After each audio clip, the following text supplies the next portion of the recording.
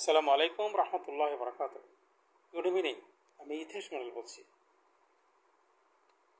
আমি কথা গুছিয়ে বলতে পারি না, আমি ইমোশনে চলে আসে, রাগ এসে যায়, ভিতরে ক্ষোভ এসে যায়।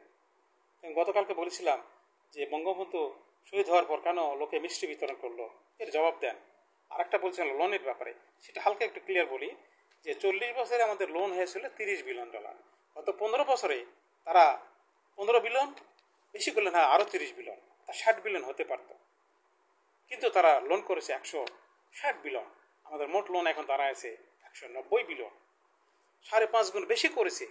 অর্থাৎ যত উন্নয়ন দেখতেছেন আপনারা, এর 5 গুণ বেশি করা যেত, যেটা কোনোদিন সম্ভব নয়। যাই হোক, আমি ওইভাবে কথাটা বলবো না। এখন সংক্ষেপে একটা কথা বলতে চাচ্ছিলাম যে এর 10 ভাগের 1 ভাগ, যদি 16 বিলিয়ন বা 20 বিলিয়ন দিয়ে আমরা কী করতে পারতাম।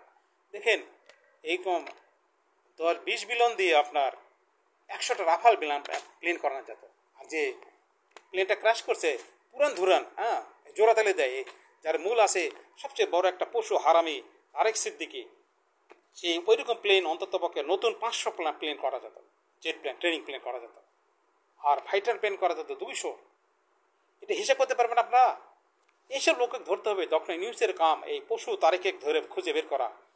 যে আজিজ নামে একটা পিগ ছিল, সে একটা বাহিনী, পুরোপুরি একটা বাহিনীকে পিগ বানায় ফেলছিল। আর বেঞ্জির ডগ, একটা বাহিনীকে ডগ বাহিনী বানা ফেলছিল। এদিক ধরে নিয়ে আসতে হবে। আর টাকা যে পাচার হয়েছে এদিক, আওয়ামী লীগের ভাইরা আপনার বুঝুন। দেখুন, এই 160 বিলিয়ন শুধু এই 15 বছরের যে লোন, এই লোনের কি খরচা করছে গতকালকে বলছি না, 40 বিলিয়ন মাত্র খরচা করছে। এখান থেকে যদি আরও কিছু খরচা করা প্লেন কিন্তু কেন হয়নি, এরকম ফাইটার প্লেন নতুন চকচকা আর কি আমেরিকান, আমরা 100টা কিনতে পারতাম। কেন আমাদের সন্তানদের যে পাইলটটা গেল বাচ্চাগুলো দেখুন, আজকে ভীষণ কান্না করেছি আমি। একটা যে ছোট ছেলে যা বলছে যে তার বন্ধুর কাছে গেছে, আর্মি না করছে, তখন যে বলছে হ্যাঁ তুই আসবি, এই তুই আমি জানি তুই হাসি মুখে সে বলে সে মারা চলে গেল। এই তারেক সিদ্দিকের একটা মূল কারণ এই হারামিরা।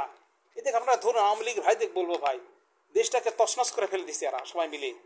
এখন টাকা পাচার হয়ে গেছে 28 লক্ষ নয়, 56 লাখ বেশি, 234 বিলিয়ন ভাই, 500-700-800 বিলিয়ন টাকা পাচার হয়ে গেছে। ডক্টর ইউনূসের কাম এই কুকুরদের ধরে নিয়ে আসে, পুষ্টিদের ধরে নিয়ে আসা, আর টাকাগুলো ফের উদ্ধার করে নিয়ে আসা। ওনার কাম এই, কোনোদিন এটা হতে পারে না মেষপালক দেয়া শুয়োর চড়ানো। আমরা এখন শুয়োরের জাতিতে পূরণই করে গেছে 15 বছরে। এটাই আর কি। ডক্টর ইউনূসের দোষ আমরা দিয়ে না, মানে ভোট কিছু দাঁত ওনাকে ছেড়ে দেন, আমার মুক্তি দিয়ে দিই, উনি এই বদমাইশদের ধরে নিয়ে আসুন।